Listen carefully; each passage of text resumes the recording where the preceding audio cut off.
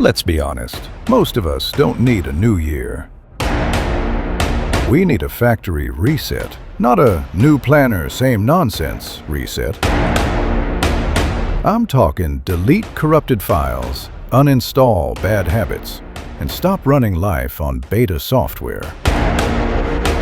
And no, this is not about becoming a monk, waking up at 4 a.m., or drinking celery water while pretending you're happy. This is about clarity, sanity, and momentum.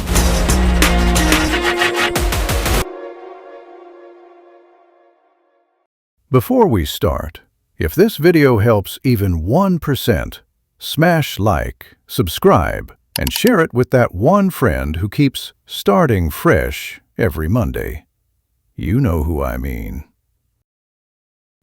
Step 1. The Wheel of Life, aka where are you actually failing? Do the Wheel of Life exercise. Rate yourself from 1 to 10 in these areas: health, career, finances, partner, family, friends, fun, community, spirituality. Now, here's the part most people dodge, like responsibility. The lowest scores are your real priorities. Aristotle, yes, that Aristotle, the ancient Greek philosopher who basically invented overthinking, said, "We are what we repeatedly do," which is philosophers speak for, if your life is messy, your habits are freelancing without supervision. Focus where the wheel is cracked, not where you already feel cool. Step 2. Fix your sleep, the most underrated life cheat code. Sleep is not optional. Sleep is not for later. Sleep is the ultimate force multiplier.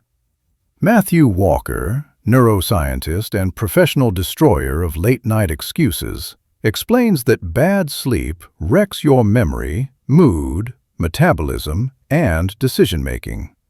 Translation: you're not lazy, you're just tired and trying to think with a low battery. Fix sleep first, because every self-help plan collapses when you're exhausted and emotional at 2 a.m. Step 3. Declutter your space. Yes, even your phone. Clutter creates stress, even when you pretend it doesn't.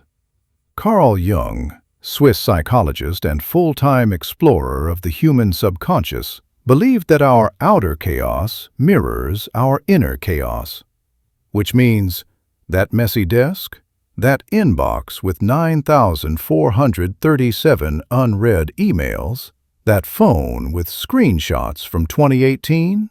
Yeah, that's not storage, that's emotional archaeology. Try this. Clean one space per day: desk, inbox, phone, workspace drawer. By the end of the week, your brain will feel like it finally exhaled. Step 4. Create a stop doing list, because adding more isn't helping. Everyone wants new habits. Nobody wants to remove the dumb ones. But progress isn't addition, it's subtraction. Ask yourself, if a competent CEO took over your life in 2026, what would they fire immediately? Sigmund Freud, the guy who made everyone uncomfortable but wasn't always wrong, would say, "Your energy leaks through unconscious habits."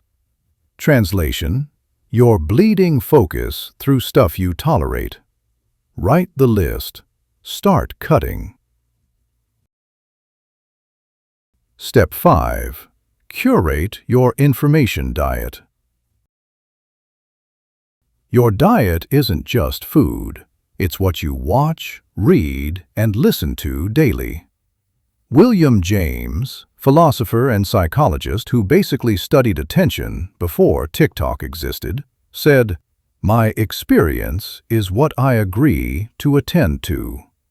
So if your feed makes you anxious, jealous, or dumb, that's not entertainment, that's sabotage.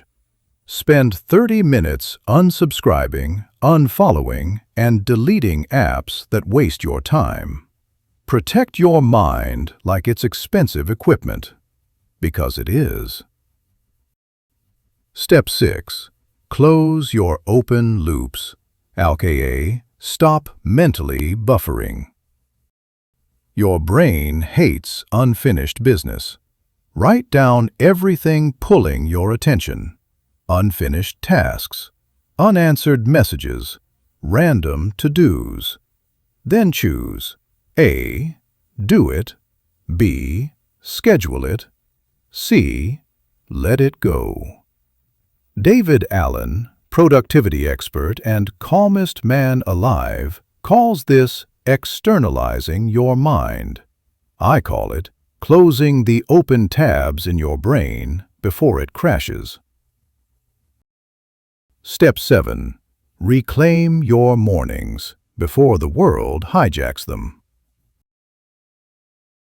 The first 60 minutes of your day set the tone for everything. Protect them ruthlessly. Rules: no phone in the bedroom. No screens for 30 minutes. Water before coffee. Write top 3 priorities. Protein within the hour. Marcus Aurelius, Roman emperor and Stoic philosopher who ruled an empire without losing his mind, believed mornings were for commanding yourself before chaos commands you. And honestly, that's still elite advice.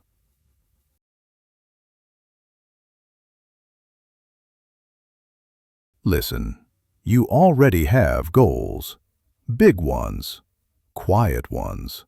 The kind you think about at night when life finally shuts up. You're not failing because you're lazy. You're not stuck because you're incapable. You're not behind because you missed your chance. You're just distracted. And distraction is not a personality flaw. It's a modern epidemic. Jean-Paul Sartre, existential philosopher and full-time overthinker, believed humans aren't broken. They're confused about their freedom. Translation: you're not lost. You're just standing in the middle of too many choices, notifications, and opinions screaming at once. And honestly, anyone would feel overwhelmed in that situation. Here's the good news. Focus is a skill. Clarity is trainable. And momentum doesn't come from motivation. It comes from small, consistent wins.